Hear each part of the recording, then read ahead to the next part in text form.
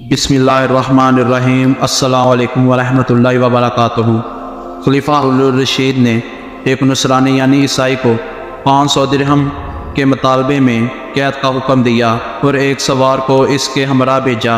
سوار نے دیکھا راستے میں ایک شخص گھاس کا بوجھ اٹھا جا رہا ہے اور اس کا بوجھ ایک طرف کو جھکا ہوا ہے۔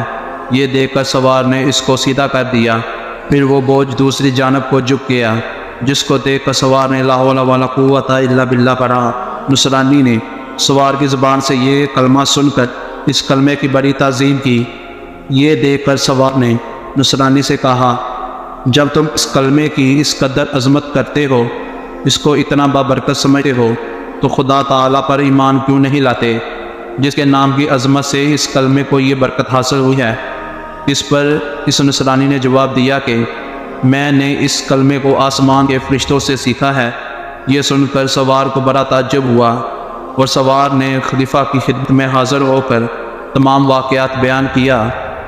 تو خلیفہ نے نصرانی کو بلوا کر دریافت کیا، آخر تو نے یہ کلمہ فرشتوں سے کس طرح سیکھا ہے؟ تو اس نے بتایا کہ واقعہ یہ ہے کہ میرا ایک چچا بہت مالدار تھا اور اس کی ایک حسین لڑکی تھی۔ میں نے اس چچا زاد بہن کے لیے اپنے نکاح کا پیغام دیا، جس کو میرے چچا نے منظور نہ کیا اور اس کا نکاح دوسری جگہ کر دیا۔ چنانچہ شب زفاف میں اس کے شوہر کا انتقال ہو گیا۔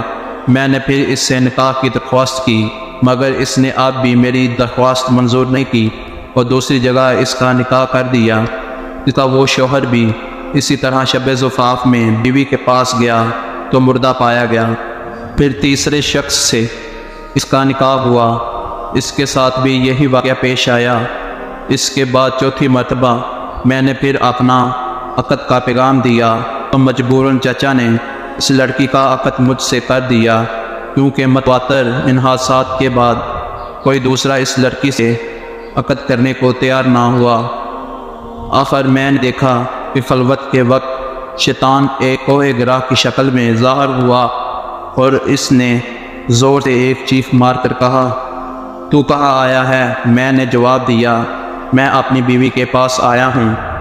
تو وہ شیطان کہنے لگا، تجھے معلوم نہیں میں نے اس کے پہلے شوہروں کے ساتھ کیا معاملہ کیا؟ میں جواب دیا، ہاں مجھے معلوم ہے۔ یہ سن کر وہ شیطان کہنے لگا، اگر تو اس بات پر راضی ہو کہ یہ عورت رات کو میرے لیے ہو اور دن کو تیرے لیے تو بہتر ہے، ورنہ میں تجھے بھی مار ڈالوں گا۔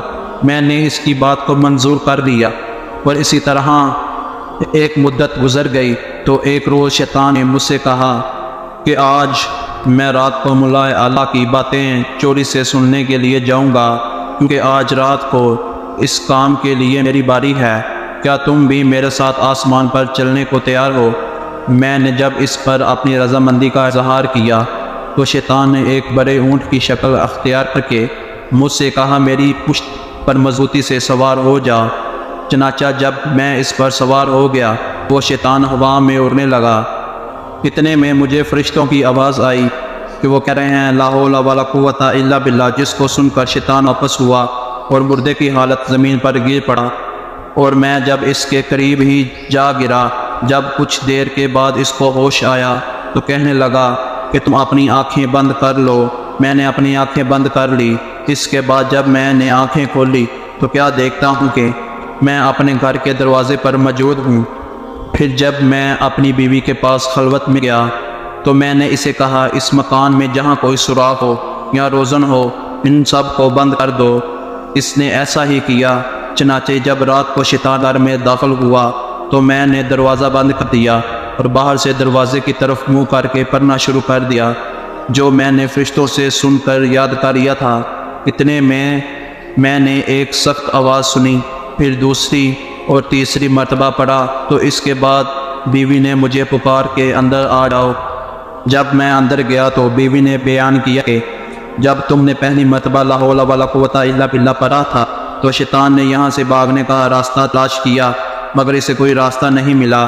جب دوسری مرتبہ تم نے لا حول ولا قوت الا باللہ پڑھا تو آسمان سے ایک آگ نے اتر کر شیطان کو گھیر لیا، اور جب تیسری مرتبہ تم نے پڑھا تو وہ اس آگ نے شیطان کو جلا کر راکھ کر دیا، اور حق تعالیٰ نے ہمیں اس ملعون سے نجات دے دی۔ خلیفہ ہارون الرشید نے نصرانی کی زبان سے یہ واقعہ سن کر اس کو رہا کر دیا اور وہ 500 درہم بھی معاف فرما دیے جن کے عوض اس کو قید کا حکم دیا تھا۔ الحاصل یہ سب برکت اس مبارک کلمے کی تھی جس کے پڑھنے سے یہ سب ظاہر ہوا۔ حق تعالی ہمیں بھی اس کی عظمت جان کر اس کا کثرت سے ورد کرنے کے توفیق عطا فرمائے، آمین ثم آمین۔